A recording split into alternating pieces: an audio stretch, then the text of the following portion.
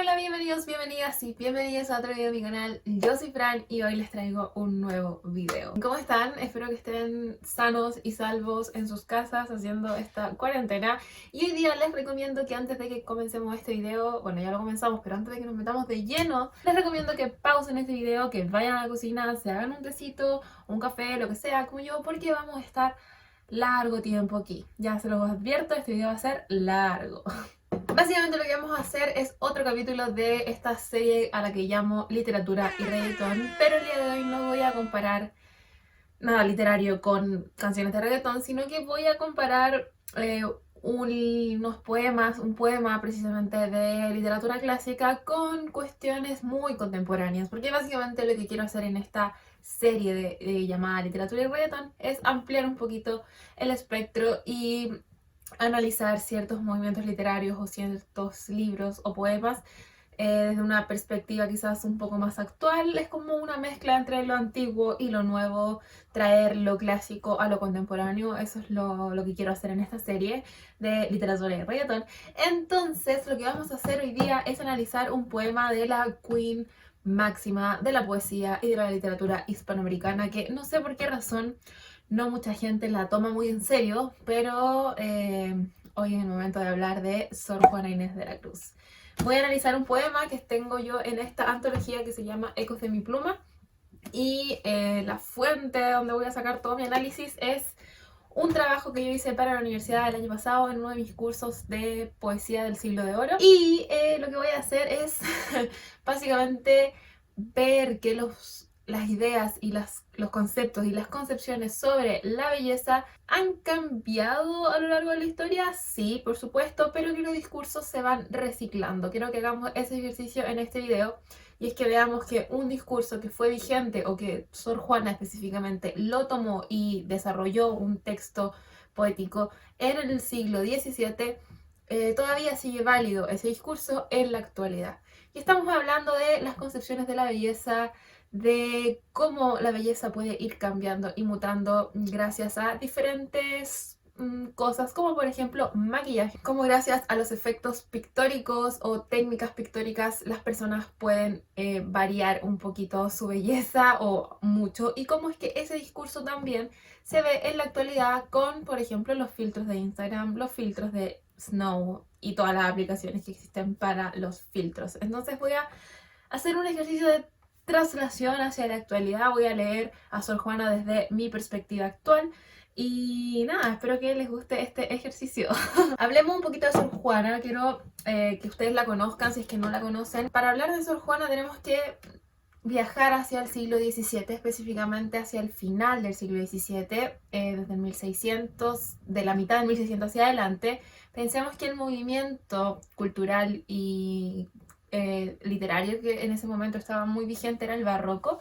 Fue una corriente que surge en España luego del Renacimiento, en el siglo de oro español, como se llama. Bueno, se les llama también los siglos de oro, como el Renacimiento y Barroco, y fueron las épocas más prolíficas como de la cultura literaria y artística y de pintura y música y muchas cosas, porque tomaron muchos elementos de los clásicos, también pasados por el filtro del Renacimiento, y los convirtieron en técnicas poéticas así sumamente establecidas, y trataron de transformar la literatura como en una especie de molde donde tu creación propia tenía que encajar bajo esas normas, pero también de una manera innovadora, pero no innovadora como lo conocemos ahora, sino que como, a ver, hacer calzar lo que tú piensas en un molde de la mejor manera posible. Lo que buscaba el barroco básicamente era la excelencia en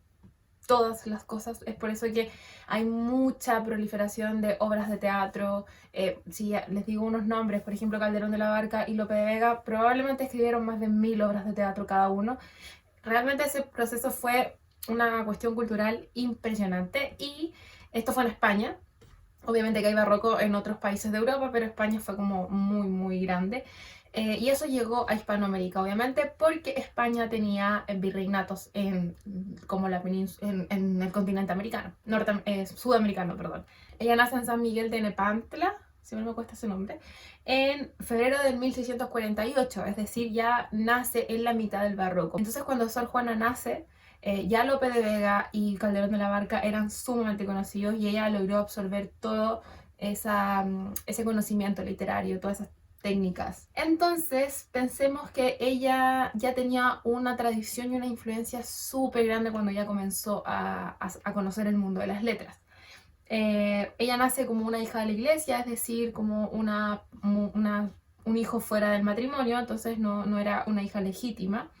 Y su verdadero nombre fue Juana Inés de Asbaje y Ramírez de Santillana. Esos apellidos tan enormes.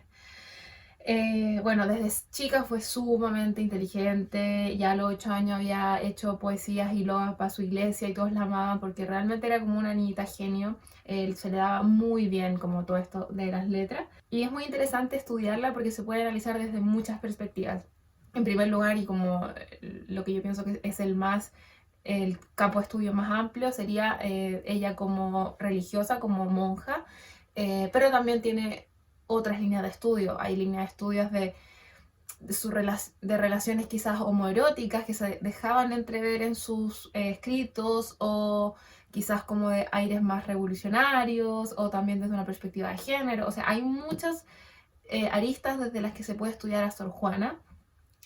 Su producción fue sumamente grande, escribió de todo, escribió cartas, escribió obras de teatro, poesía, y dentro de la poesía hizo muchas formas poéticas, como por ejemplo sonetos, loas, liras. O sea, de verdad que ella incursionó en todo lo que podía. Y también en el barroco existía algo que ahora se puede entender como las peleas de los raperos. Es que habían concursos de poesía en esa época y te daban un pie forzado, entonces tenía que hacer un soneto con la palabra casa, y ella como que competía con la gente y también peleaba mucho por cartas con la gente y se mandaba, y era muy gracioso. Y ya en la adolescencia ella se traslada desde donde vivía a la ciudad, a la capital en México, para integrarse a este mundo cortesano. Obviamente, y como en todos lados en esa época pasa, la ciudad es como lo más grande y la gente de campo no sabe nada, por eso la mandan para allá para que ella pudiera relacionarse con gente, y ahí fue la criada de la virreina, de la marquesa de Mancera. Y también hay muchas poesías y muchos como relatos que ella le escribe, se las dedica directamente a ella. Y desde ese entonces ya causaba mucho revuelo gracias a todos los conocimientos que ella manejaba. En esta antología hay una cita de la introducción que es muy interesante, que la voy a leer, que dice: la joven Juana se había hecho famosa en el palacio por la inmensidad y diversidad de sus conocimientos. El virrey no podía creer que alguien tan joven y de origen tan humilde supiera tanto. Evidentemente, porque los pobres, ni los niños pequeños, ni las mujeres podemos saber tanto. Entonces a este virrey, le sorprendió la cantidad de conocimiento que tenía esta niña. A los 19 años ya comienza su vida religiosa y se va a un convento, pero no le gusta para nada ese convento y se cambia al convento que termina siendo como su casa durante toda su vida, que es la Orden de San Jerónimo. Ahí muere gracias a una peste que asoló la ciudad donde vivía, y ahí murió. Pero dedicó toda su vida a la escritura, a la lectura, a la introspección personal. Ella no quería casarse, ella no quería tener las cosas que a las mujeres se les asignaban en esa época, y la única opción que tenía si no quería casarse era ser monja. Entonces ella dijo: bueno, voy a ser monja. Se dicen muchas cosas de su vida. Se dice que tenía romances con las virreinas y cosas así. También se dice que se intentó vestir de hombre para entrar a la universidad. No podemos saber, obviamente, a ciencia cierta si eso es real o no, porque no podemos preguntarle y no hay algo que nos diga si realmente esto pasó, pero es muy interesante todas estas ideas que se forjan alrededor de su figura. Entonces, con esta introducción de la vida de Sor Juana, que yo les invito y las invito a que conozcan su vida porque realmente es súper interesante. Ella era... Ay, yo la amo, de verdad, me encanta. Vamos al poema que nos convoca. Quiero que vayamos pensando en todo lo que Sor Juana decía y en toda esta concepción que hay respecto a los filtros de Instagram, a la belleza, cómo se está ideando ciertos estereotipos de belleza, y que todas estas aplicaciones evidentemente van perpetuando. Yo no estoy en contra de estas cosas ni de que nos arreglemos la cara por redes sociales y al fin y al cabo son aplicaciones, me da lo mismo en realidad si los uso o no los uso, me da igual. Solamente obviamente que tengo que ser crítica con eso porque sí fomentan ciertos estereotipos de belleza, por supuesto. Y esos estereotipos de belleza han estado a lo largo de toda la vida, han cambiado, sí, porque cambia, pero han estado ahí de distintas maneras. El soneto que yo les voy a analizar está dentro de un texto que fue una antología que se publicó de ella que se llama Inundación Castálida y el poema se llama A su retrato, o sea, así está firmado. Tiene un breve título antes del comienzo que dice: procura desmentir los elogios que a un retrato de la poetisa inscribió la verdad que llama pasión. Ahí te dice más o menos de qué se va a tratar el poema, o sea, te está dando el tema del poema. En términos como técnicos, este poema es un soneto, entonces cuenta con 14 versos en decasílabos. En decasílabos es que tiene 11 sílabas y las 11 sílabas se usaban para hablar de temas altos o graves en esa época y contiene una rima abrazada, es decir, A, B, B, A. El final de la última sílaba concuerda con el final de la última sílaba del último verso y los dos versos al medio concuerdan entre sí, el final. Entonces, A, B, B, A. Y la rima, por lo tanto, es una rima abrazada. Y el soneto dice así: este que ves, engaño colorido, que del arte ostentando los primores, con falsos silogismos de colores, es cauteloso engaño de sentido. Este en quien la lisonja ha pretendido excusar de los años los horrores, y venciendo del tiempo los rigores, triunfar de la vejez y del olvido. Es un vano artificio del cuidado, es una flor al viento delicada, es un resguardo inútil para el hado, es una necia diligencia errada, es un afán caduco y bien mirado, es cadáver, es polvo, es sombra, es nada. Esa última parte evidentemente está citando y haciendo casi una copia textual de Garcilaso. Es polvo, es sombra, en tiempo, en nada, no me acuerdo exactamente qué dice, pero es muy común que haya ese tipo de plagios, entre comillas, porque eso demostraba que tú conocías a Garcilaso. Imagínense que vives en México y hace 100 años atrás vivió un poeta que era muy famoso, pero en ese tiempo no existía internet, no existía nada, entonces no podías saber básicamente quién era. Si tú sabías quién era Garcilaso en esa época, obviamente era porque pertenecías a un círculo especial. Ok, vamos a comenzar con el análisis. La composición comienza dirigiéndose al retrato mismo, usando el deíctico este. Este que ves, este retrato, apela directamente al objeto, pero lo que más importa en este verso es la frase subordinada que dice ¿qué ves? Este que ves, ese significa que tú estás viendo algo. ¿Quién es ese receptor? No podemos saberlo porque ella no lo dice en el poema, pero podemos pensar que podemos ser nosotros mismos, los lectores y las lectoras, que estamos viendo el cuadro. En términos temáticos en general, el escrito habla de la capacidad que tiene el arte para inmortalizar ciertos momentos de la vida. En este caso, hace uso de su retrato mismo, lo cual supondría una contradicción a las leyes de la vida en donde no es posible detener el tiempo ni inmortalizar nada.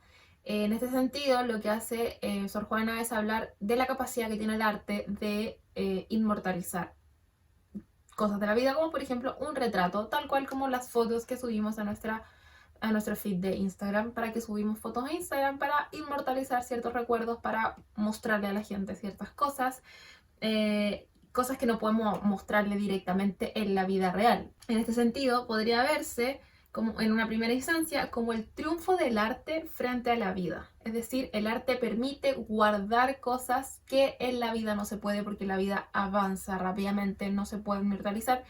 Y, por ejemplo, si nos sacamos una foto hoy día, nunca más vamos a lucir de la misma manera que lucimos en esa foto porque ya todos los días estamos envejeciendo y esa foto de alguna manera inmortalizó mi aspecto. Es lo que hace el retrato del que está hablando Sor Juana. Es decir, el arte a través de las técnicas, los falsos silogismos de colores que ella dice, el uso de la luz, el color, todas estas cosas, moldean la realidad de cierta manera y permiten inmortalizarla. Con estas ideas es posible darse cuenta de que, a pesar de que no lo menciona explícitamente en el escrito, la poeta tiene presente los prototipos de belleza petrarquista, de la belleza ideal que primó anteriormente. y que todavía podemos verla con algunos cambios, pero todavía el tipo de descripción que hizo Petrarca, este poeta italiano, y probablemente conocen ese estereotipo de belleza como el de la Donna Angelicata, que es esta mujer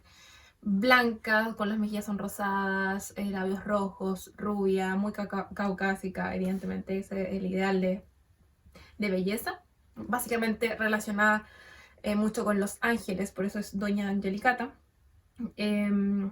Ella no vuelve a desarrollar esos lugares comunes sobre la belleza femenina en este texto, sin embargo se deja entrever porque se asumía o ella asumió que ya el público los conocía porque ya la gente conocía el prototipo de Petrarca. Y a medida que el soneto avanza, nos damos cuenta de que existe un tono de reproche en los versos y también hay una vacilación de Sor Juana entre los pros y los contras de esta condición del arte. Por un lado, genial, pero por otro lado, no genial, porque estás moldeando la realidad de manera incorrecta. Sobre todo, esto se puede ver finalmente cuando enuncia que todo queda destruido por la muerte, es decir, no sacamos nada con hacer esos silogismos de colores, actualmente ponernos los filtros de Instagram para vernos distinto, para cambiar nuestro aspecto de la piel, de los ojos, y al fin y al cabo nos vamos a morir igual. Y ese es un tema súper tocado en el Renacimiento y también en el Barroco, que la muerte al final nos iguala a todos, la muerte destruye todo y la muerte va a llegar sí o sí. La muerte que existía dentro del mundo de lo real es más fuerte que el arte y lo sobrepasa y es capaz de convertir todo en polvo, en sombra, en nada, tal como lo decía Garcilaso un siglo atrás. Aquí se ve claramente la influencia neoplatónica al poner la contraposición entre el mundo ideal, el mundo del arte, y el mundo real. O sea, ella hace una contraposición entre lo ilusorio y lo sensible. En este soneto, y aquí ligado como al contexto histórico o artístico, Sor Juana desarrolla dos líneas muy importantes que son características del barroco. En primer lugar, la contraposición entre la apariencia y la realidad, es un tema barroco, sí o sí. El arte como artificio y el engaño que se produce ante la vida, porque obviamente sabemos que nada que existe en la ficción, por ejemplo, es real y es un engaño, pero nosotros disfrutamos de ese engaño cuando leemos. Y también el desengaño, ese es otro concepto también muy barroco. La composición del soneto en general es súper ordenada y el razonamiento que ella utiliza va en una gradación descendente, o sea, va como desde lo más general a lo particular. Y va desglosando con ejemplos las ideas que ella va teniendo a lo largo de la historia y empieza con un todo, que sería el cuadro, y termina con la nada, que sería la muerte. Y aquí podemos ver evidentemente que existe un campo semántico determinado que tiene que ver con la naturaleza, la muerte, la fragilidad, la belleza, que todas esas cosas van en poquitos versos, son solo 14 versos, van moldeando una idea general. Entonces, con todos estos elementos que estaba mencionando, se puede demostrar que Sor Juana realmente tenía como una maestría en su escrito, ya sabía perfectamente qué es lo que estaba haciendo y dónde poner exactamente las metáforas, qué tipo de metáforas poner, qué tipo de figuras retóricas, o sea, realmente ella manejaba muy bien, y este es un solo ejemplo de la cantidad de versos que tiene, de poemas que tiene. Muestra también los modelos a seguir, los modelos poéticos que tenía para seguir, y también muestra esta especie de reclamo ante estas ideas de la belleza que finalmente están puestas en el arte, pero que no son reales, no son un reflejo de la realidad. Y ahí es muy interesante ese tema porque refuerza la idea barroca de que el arte no es el reflejo de la realidad, sino que es una construcción distinta de la realidad.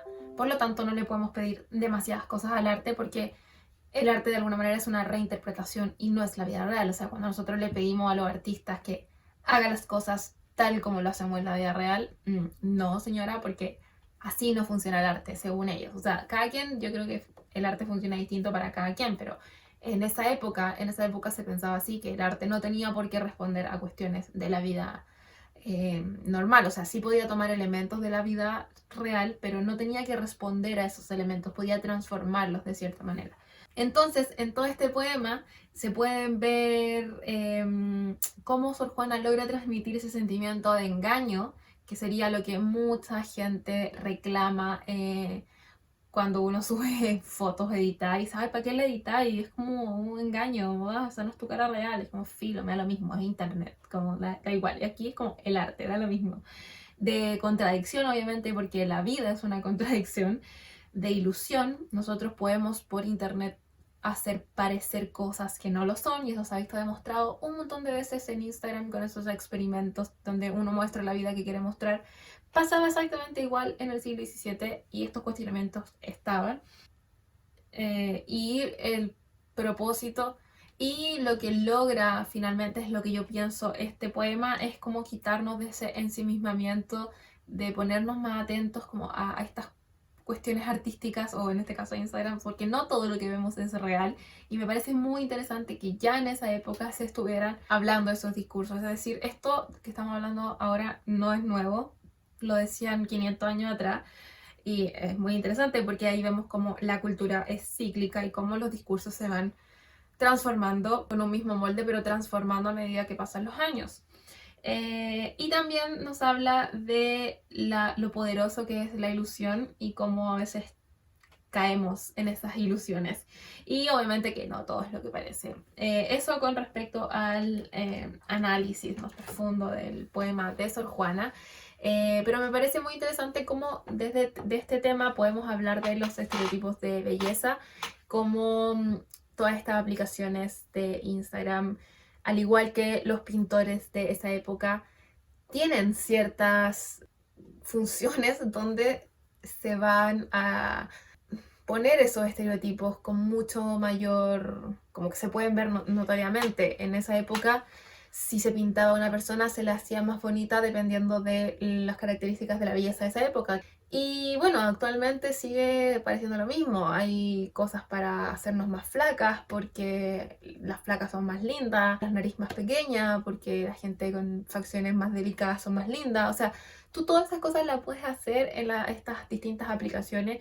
En Instagram también se pueden ver un montón de fotos así súper editadas. Yo no tengo nada contra eso, me da igual, pero claro, o sea, ver qué hay detrás de esas cosas. Y ahí Sor Juana, en este caso, ya en el barroco, ella logró ver qué había detrás de esas modificaciones en el arte. Entonces es muy importante que nosotros también podamos ver qué hay detrás de todas esas modificaciones que podemos hacernos usando Photoshop o lo que sea. A qué tipo de estereotipos estamos respondiendo. También pasa al contrario cuando hay filtros como para hacerte feo y ponen los típicos estereotipos de gente fea, como, no sé, lentes gordos, porque la gente de lentes gordo o con la cara con espinillas es fea.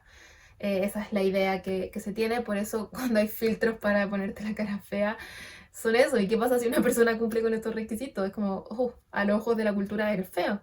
Entonces es un tema súper interesante, es un tema que hay que ser conscientes y yo solamente hacía esta especie de análisis para que veamos que estos discursos existen de hace mucho tiempo y que las respuestas a este discurso no se nos ocurrieron a nosotras las feministas porque queremos cagarle la fiesta a los machistas, por decirlo de una manera, me da mucha risa decirlo así. No, esto venía desde hace mucho tiempo atrás y te aseguro que Sor Juana no tenía idea de lo que era el feminismo porque no vivió en la época que nace el nombre, pero aún así escribió sobre cosas de la belleza, de los estereotipos, de cómo se puede transformar la belleza para inmortalizarla y cómo esa belleza no está siempre de acuerdo con la realidad porque se puede modificar.